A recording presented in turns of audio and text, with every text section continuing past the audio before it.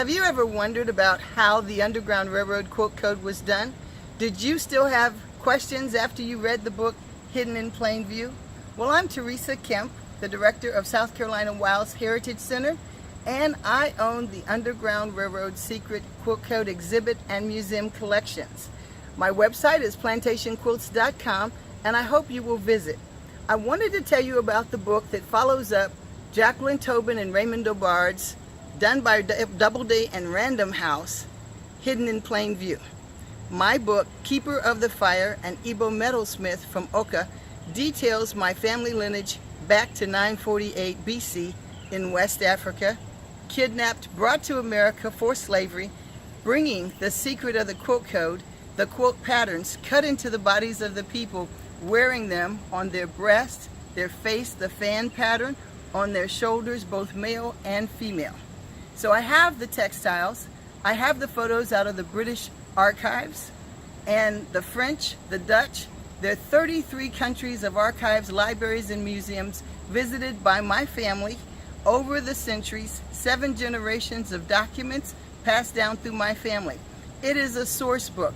My mother, Serena Wilson, a history maker, has 5 hours of videotapes in the Library of Congress that you can see and hear. We opened the Freedom Center in Cincinnati, Ohio. The quilt code is not a myth, and the book Keeper of the Fire, an Igbo metalsmith from Oka, details my ancestor coming. They did gold, they did ivory carving, they did clay, they did the lost wax process in West Africa, in what is now Nigeria to Ghana. They were itinerant metalsmiths. So we have many documents to show you first what is African, then what is American. Because then when you look at a plantation, when you look at buildings, when you look at architecture, science, math, chemistry, shipping, building, then you will find the Igbo influences. The people came and were sold as fine Hebrews, H-E-E-B-O-E-S. Then it went to Igbos, E-B-O-S. I-B-O, now it's I-G-B-O. So I am the last of the Gullah basket weavers in my family. The Gullah people can be found in Georgia, Florida, South Carolina, North Carolina, all along the coastal region. And guess what they say we speak? Ebonics, E-B-O-Onyx, Igbo-Onyx. So there's so many Igbo influences. The people were very smart, speaking many languages and dialects. They just didn't speak British English, who were the last to come, but quickly learned it and became great business people. Every African person that came to America wasn't a slave. Many came and did business and left and went home. African people have had slavery, and Africans range in all colors, from very light white to so dark they're beautiful and purple. So we want you to explore the sources. In this book, I have many places you can find the slave database in California, Voyages database, which tells you every slave ship that came all around the world. Many of you don't think of slavery on the Peru side and east South America, but both east and west. So my family was brought from West Africa to Valongo, which is now Rio de Janeiro, Brazil. And when they had the Olympics and the World Cup, the bones of my ancestors were unearthed. They found the teeth, the hair, proving the quilt code and our family legacy was true. So a Portuguese princess wanted to marry the Brazilian king, and he told her he didn't do slaving. So he had to fill in the port called Valongo, which was one of the largest slave ports in the world at the time, with dirt, and it stayed covered until 2011. And of course, since they wanted that property and land for the Olympics and tourism, in the sake of science, they dug up the deceased. Many of the bones were burned. Many people were thrown overboard who were ill because they didn't want to pay the expensive port tax if they were not going to survive. From there, the ship continued on to Sullivan Island, which is off the coast of Charleston, South Carolina. They were fattened up for the market, oiled down, and brought and sold in the Charleston market. From there, we have plantation documents, 1844, 1858, which are in the book Keeper of the Fire. you get to see that these African people, they were still itinerant metalsmiths and business people, able to keep their own money all the days of their lives for their own benefit. They're named in those 2 wills, and they're valued 4 times. So he started out $150, and he ended up $1,200, and his wife $800.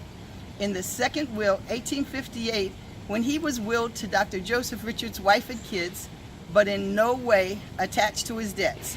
That means they couldn't sell them. He didn't want to go to them because he didn't think he'd be able to travel, work, keep his own money, then give his holder or master a percentage of the money and keep the rest for himself. So he handed them $2,000 and left in 1858, moving to Appling, Georgia, then on to what was Old Edgefield District. So I have 90 of their 125 acres. There's so many things that the book describes, documents. It shows the insurance documents with Aetna, New York Life, where they insured the lives of slaves. So I've heard many people say the slaves were treated very well. Many were, many weren't. And if they killed them, they were insured. So people normally say I sugarcoat slavery. It's not that, but you know all the bad things that happened. You need to hear about how the people were highly skilled, literate, monotheistic, worshiping God, not just doing voodoo. My family has been declared Jews. They circumcised, and in this book, Keeper of the Fire, I detailed 250 things that we still do here in America in 2000s that we don't know are African customs and tradition.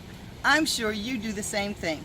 So you need to get the book and find out about your history, because in finding my European history to 149 AD, my African history to 149 AD, with over 400 surnames, I probably have your history. We assist people in doing genealogy for free. I use familysearch.org. It's a free genealogy site. It's free to sign up for it. I've put my European ancestry to 1352 there, and I'm still working on putting my African ancestry online. But my family history goes back to 149. I'm a griot, so I memorized the histories of civilizations, and now I know my vision and mission is clear. I transfer cultural memory between generations, between races, and between cultures. So I hope you'll join me. Visit my social media, call me, I'll talk with you. Please visit the aalbcwebsite.com, participate in their programs, teach somebody to read. It's so important. Our history and cursive writing is contained in cursive documents. Research what you want, document your family stories, and join me in sharing our positive cultural history. I'm Teresa Kemp, telling you about Keeper of the Fire, an Igbo metalsmith from Oka. Please buy it as a gift, give it to a child. The Freshwater Coast Foundation found it so important, they purchased 10 for the schools in 5 counties in South Carolina. Please join them.